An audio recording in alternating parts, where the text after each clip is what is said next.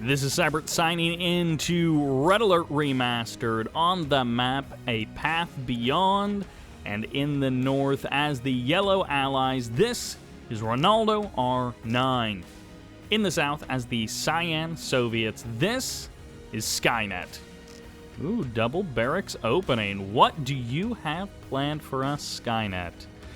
Before this game gets going, I do want to say thanks to the folks who support the channel over on Patreon, especially some of the newcomers like Haoran H, New Type Nate, Zane D, Dan R, Dominick V, and Teckdoc.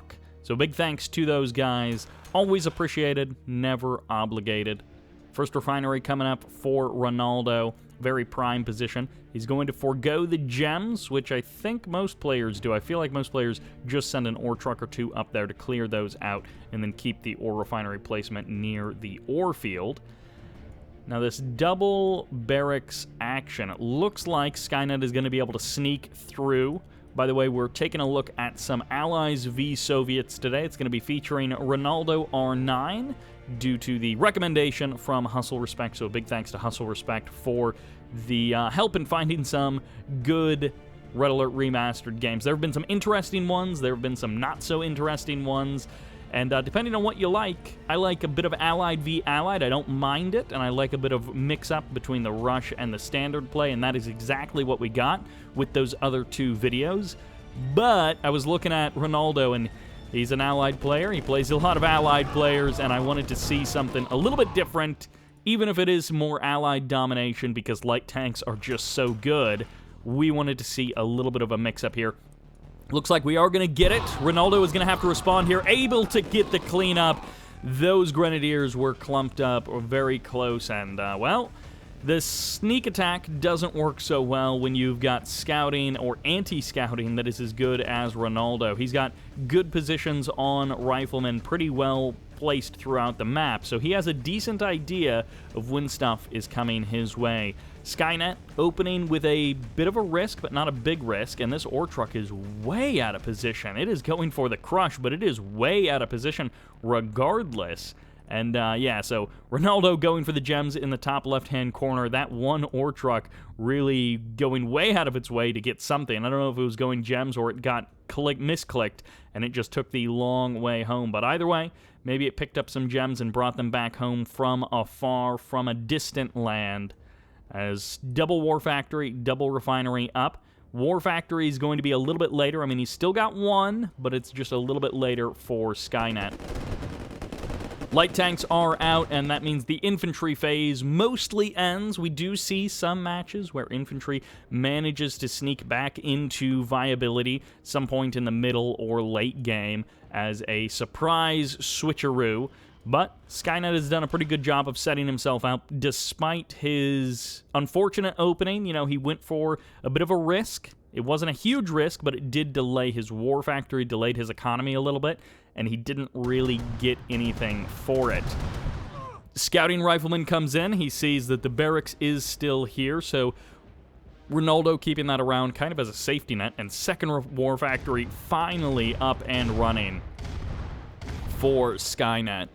Cutting those production times down is so important.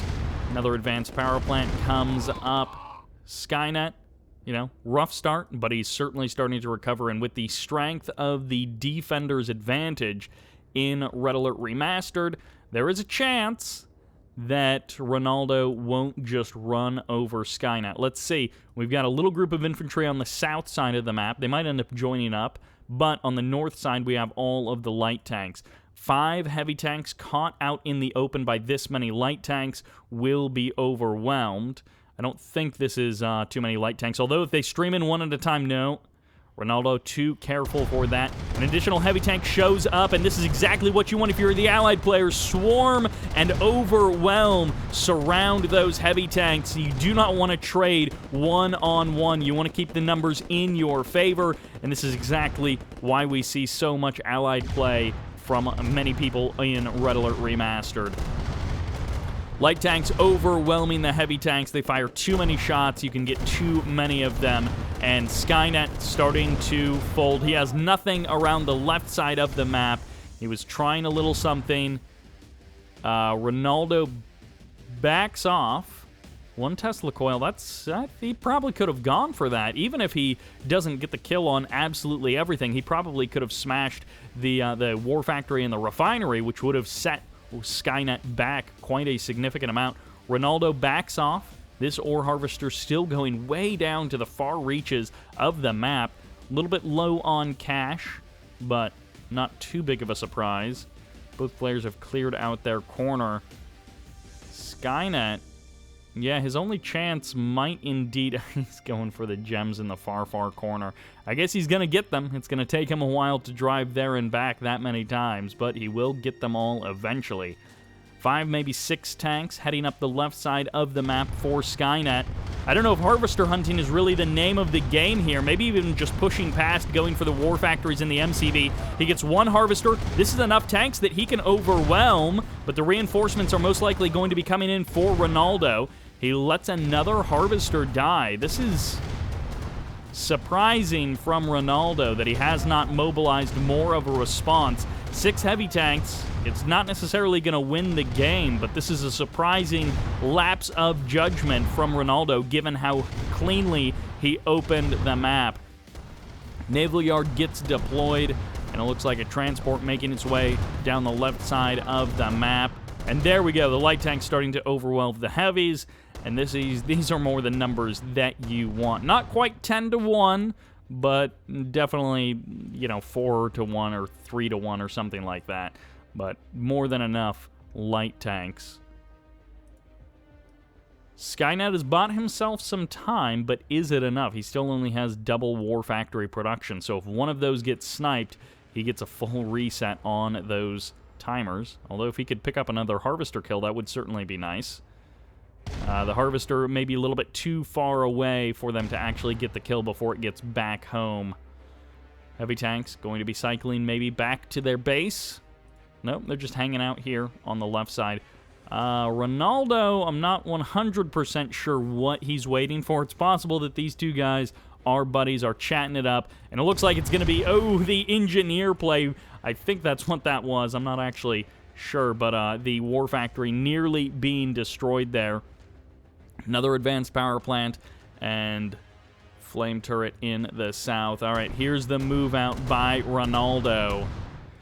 Going to catch these heavy tanks, deal with them easily. Little split force of the light tanks through the middle of the map. And it's going to be a meeting of the forces here on the left side of Skynet's base. He's going for the bridge for just a moment there as Ronaldo descends, the light tanks swarming, and some of the light tanks crossing near this Tesla coil, which would be a great thing to fight near. The light tanks can still overwhelm, and if they don't have to fight the Tesla coil, they can just try and go for the ore trucks instead. There's enough tanks here to push in. The Tesla coils are doing some mad work, but Ronaldo has the numbers, and he's starting to overwhelm the heavy tanks despite the defenses. And goodbye, Skynet. It was a good attempt, but too little, and it all started with that opening that went sour. There's the sell-off of that flame turret. So let's take a quick look at what happened with that transport around the edge of the map. It's so nice to have a rewind feature. If only we had that in other Command & Conquer games as well. So undefended, there are some tanks sitting here, and yeah, it was engineers. And they're going to make a blitz for that War Factory. And they get it most of the way, but not enough, not quite enough to finish the job. That will do it for this game. Let's jump into some more Allied v Soviets action. And that takes us to the map, Tournament Arena. Check this guy out. I love seeing these different maps, some of them modeled after other maps in other games, some of them just community creations. Oh, wow, okay, this is real close.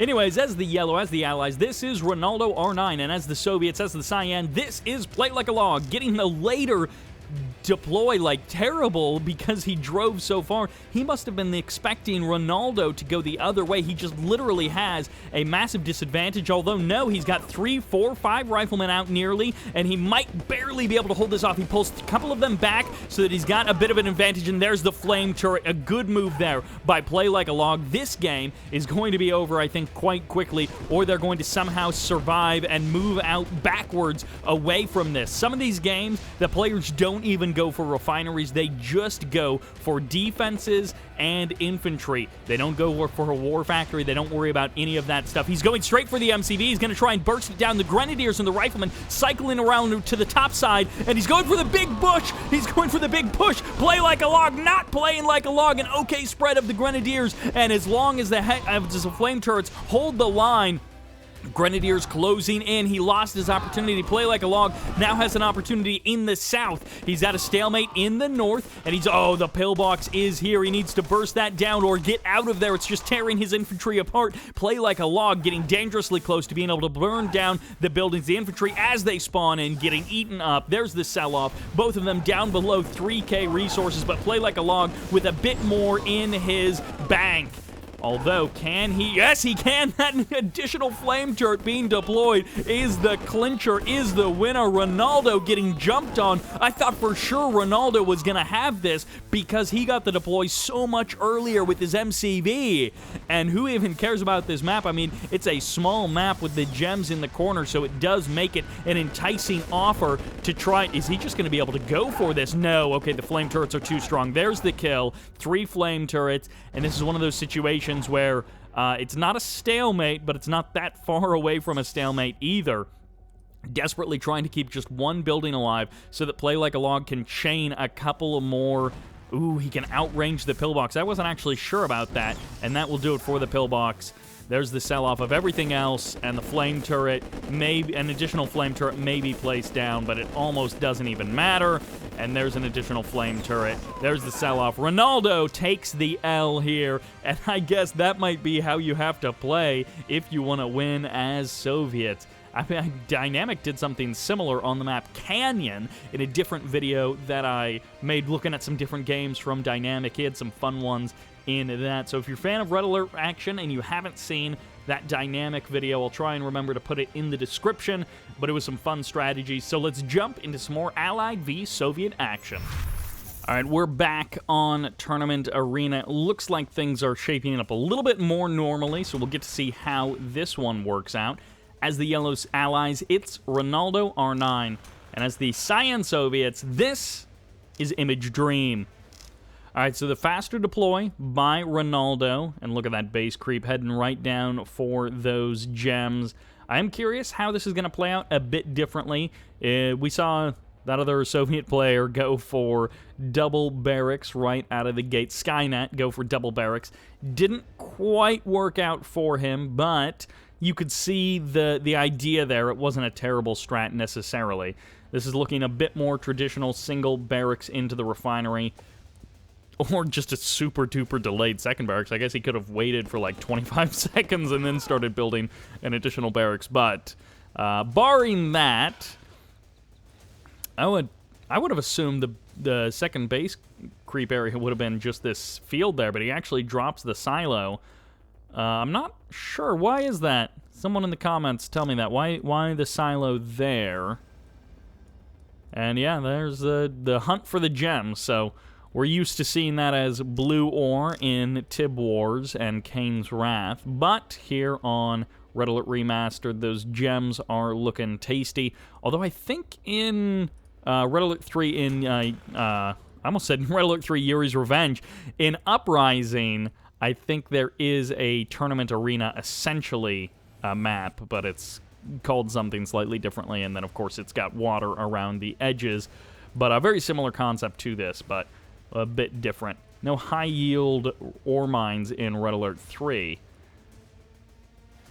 Heavy tank, light tank, moving through the middle of the map. Heavy tank is here to meet it. There's going to be the scout. And this light tank, oh, that light tank almost could have gone for just a big, big crush move and nothing else, but this is the scouting light tank. Going to go all the way, going to see basically everything. Second War Factory is up and running, so I guess maybe that silo, I assume that silo was for a bit of base moving, but it looks like it is not. Getting some decent damage against that Harvester. I mean, it's not big enough damage to be worried about, but a second light tank might be able to finish that guy off when no one is looking. Ronaldo has now creeped all the way back up to his original spawning location. First pillbox drops, and let's see how these heavy tanks do. They're in okay numbers against the light tanks, but with the help of the riflemen, I don't know that this is going to go Image Dream's way. His infantry are a little bit late to the fight, a little bit late to the punch. There's a great crush there by Image Dream, but is it too little too late? It looks like the answer is yes. Ronaldo gets the win in the fight, and again, this is why Allies is so prevalent on the ladder. We do have the power of light tanks, even versus heavy tanks. They're just so good. The riflemen getting on top of this, and it might be a done deal if Ronaldo doesn't find a way, or if Image Dream doesn't find a way to save his war factories. Too many light tanks, gonna be able to bring down the flame turret, gonna be able to bring down this heavy, and that is it. Image Dream with 1,400 bucks in the bank. His economy doing okay, but his production not able to keep up, and those heavy tanks just don't match the light tanks when they are in those kind of numbers. So very good, clean execution by Ronaldo. Very simple and straightforward build. And that will do it for this match. Let's jump into one more. All right, I know I said this was going to be Allies v Soviets, but I did want to highlight one of the players that Hustle Respect recommended. So in the bottom right-hand corner, we once again have Ronaldo R9, and this time, well, once again playing as the Allies, and this time, his allied opponent in the top left-hand corner as the yellow. This is Maverick, a.k.a. in this game, Brazzers. So apparently this guy changes his name, and he's known as Maverick, I guess more commonly, but his particular nickname is Brazzers. So I guess maybe he's just a fan and wanted to show his support in-game. You know how some people will put, like, their Twitch ID there? So maybe, or maybe he's the CEO, but I think, you know, he just wanted to have an eye-catching nickname. So Maverick is what we'll go by. But he is the yellow allied player in the north, I believe playing Germany, but I don't remember now what Ronaldo is playing or what the difference between them is. But Ronaldo going for his classic little scout setup, couple of deep scouts, and it looks like Maverick is going to catch at least one of them. The other one may be able to slip by and get all the way into Maverick's base. So first, ore refineries coming up for both players. War Factory a touch faster for Ronaldo. This is one of those matchups that Hustle Respect recommended. So I wanted to see in, you know, a map like a Path Beyond or Path Beyond, where it's a little bit weird with the layout of the bridges, and it can get a bit campy with these choke points, but it also has enough terrain breakup and enough areas of interest that, I don't know, I feel like games usually are fairly flowy despite the big size of this map. Maverick selling off his barracks, going to be losing that potential safety net. Some players really like to keep that barracks a long time, but in this case, Maverick sells it off, Ronaldo sells it off. Second War Factory up for Maverick, but Ronaldo a little bit slower on the second War Factory, prioritizing his second refinery first. Will we see any artillery? Will we see the barracks make a reappearance? Or will it just be light tanks with maybe the occasional pillbox getting deployed? We shall see. Second War Factory just churning away for Maverick. We'll see if that actually means anything as the game progresses. He's got the production advantage early on, but oftentimes with the defender's advantage and the travel time between the bases, that's not a super big deal. Maverick going pretty deep into enemy territory. Ronaldo, on the other hand, got pretty good scouting intel as well, so they both got decent vision of the map. Ronaldo might be a little bit more complete in that aspect. Splits up his light tanks into two groups. Or Truck may be coming for the crush here, we'll see. No, Ronaldo goes for the crush with his own light tank. Splits up his tanks, but he's going to bring them back together. Going to hit the southern ore field against Maverick. And let's see if Maverick lives up to his name. He might just be going for the War Factory outright and going for the kill on that War Factory, trying to cut down production. Is the defense going to be good enough from Maverick? There's the pillbox a little bit too late, and the first War Factory goes down, so the production will be slowed, and now he's just trying to trade tanks 1 for 1 as much as possible. 2 pillboxes come up, and this is going to open up an opportunity for Maverick to cross the map and do some damage. We'll see if he finds an opening somewhere that he can manage to attack through. Rounds the north side of the map. Ronaldo continuing to produce. He's a little bit far away to just stream tanks constantly, so there was a bit of lapse in the reinforcements actually getting to Maverick's base. Pulls the tanks back into the south. Might actually be able to catch a couple of tanks of Maverick here in the middle of the map. Ronaldo going to get the jump on 3, maybe 4 tanks with his little group of light tanks. And anytime you can take a win like this, especially when you cut down the production of your opponent, it's going to take him 40 seconds or whatever to rebuild that War Factory, get his production times matching Ronaldo's. And yet, if you can gain a tank advantage in the interim, that just adds insult to injury. Tanks might actually be pushing forward. I mean, always a base race is a viable strategy in a Red Alert, and it looks like that's what we may be seeing. So it's just going to be pillboxes on the defense and some reinforcements. A couple of low health tanks from Ronaldo getting sniped there as he is going straight for the MCV. Brazzers going in, and he's going to surround the MCV. No, he switches over to the left side. It's the pillbox trying to defend the right side. They're both going to get the MCVs, and that's a shutdown. I don't think any service depots have been constructed, but it's going to be overwhelming defense for Maverick back at home. Meanwhile, Ronaldo a little bit lackluster, despite the fact that he's had that additional War Factory for a good while. Little bit of a hit for hit between these two guys, matching each other pretty straightforward. Ronaldo manages the defense. Maverick allows 3 tanks to escape, although maybe only 2. No, looks like that third one will barely get away. Ronaldo going to try and jump on an additional tank as he turns his forces around, trying to draw this battle out and keep his production up. He's about to run out of cash, and Maverick still has 2.5k in the bank, so the tank production is going to be more consistent from Maverick. The push in from Maverick. Is he going to be able to find the damage that he's looking for? He's going to be able to shut down one War Factory if he dives on it. He goes for the power plant instead, gets the pillbox as well, and now the refinery in the north, the furthest one out, and Ronaldo just cuts his losses, heads for the attack himself. It's going to be a full-on base trade, and without enough reinforcements to stop the incoming attack, Ronaldo, what you have is what you get back home. Nothing else is going to be produced by Ronaldo. Refinery getting targeted down, power plant getting targeted down, War Factory on the north side of the map going to be going down, and it looks like Maverick is going to stand strong. Maverick will take the match, and there we go. Even still with 5 tanks on the other side of the map, Ronaldo just getting outplayed here by Maverick. And a good game there. The GG comes out, and that will do it for this match, for this video. Thank you all very much for checking out some remastered action. Hopefully you guys enjoyed it. And this is Cybert signing out.